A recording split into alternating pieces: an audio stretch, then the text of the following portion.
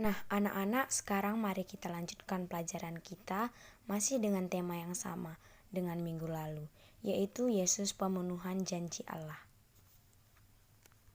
Langkah pertama, marilah kita memahami arti dan makna dari kata janji.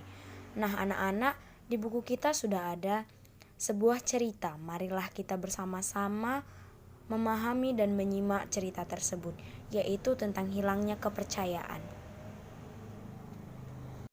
Nah, setelah kita selesai membaca cerita yang tadi, dari sini kita akan dapat memahami kesimpulan dari cerita yang sudah kita simak tadi, yaitu sebuah janji menuntut untuk segera ditepati.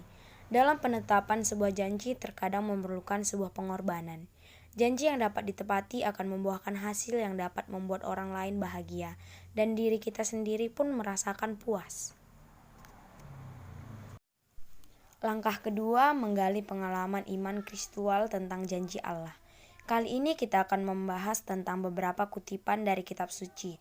Yang pertama diambil dari Kejadian 3 ayat 18 sampai dengan 15. Manusia jatuh ke dalam dosa.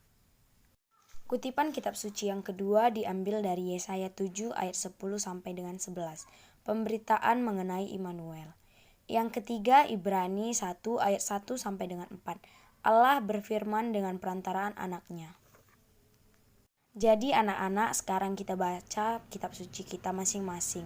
Kita ambil kutipan yang sudah ibu katakan tadi ya. Mari kita simak bersama-sama. Nah, setelah itu kita akan mengambil kesimpulan satu persatu dari kutipan kitab suci tersebut.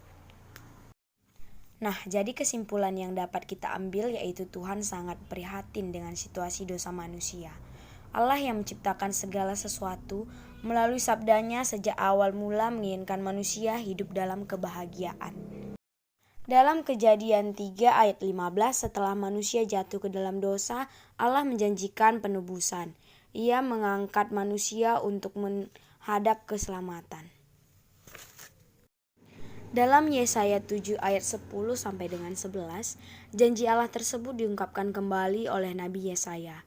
Sesungguhnya seseorang perempuan muda mengandung dan akan melahirkan seorang anak laki-laki, dan ia akan menamakan dia Immanuel.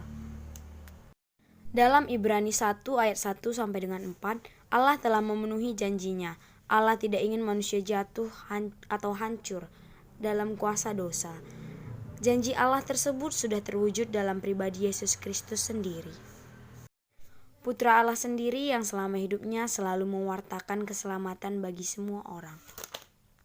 Maka sebagai orang yang telah diselamatkan, kita harus memiliki hidup dengan semangat yang baru, yakni hidup sesuai dengan kehendak Allah, meninggalkan perbuatan dosa dan mengarahkan pada keselamatan. Jadi anak-anak, sekarang kita akan masuk ke dalam soal untuk menguji seberapa mengertikah kalian selama kita membahas subtema ini.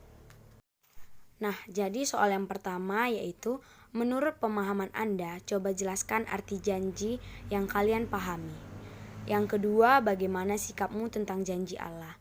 Yang ketiga, coba ceritakan janji yang pernah kamu buat, baik kepada teman, sahabat, pacar, atau lain-lainnya.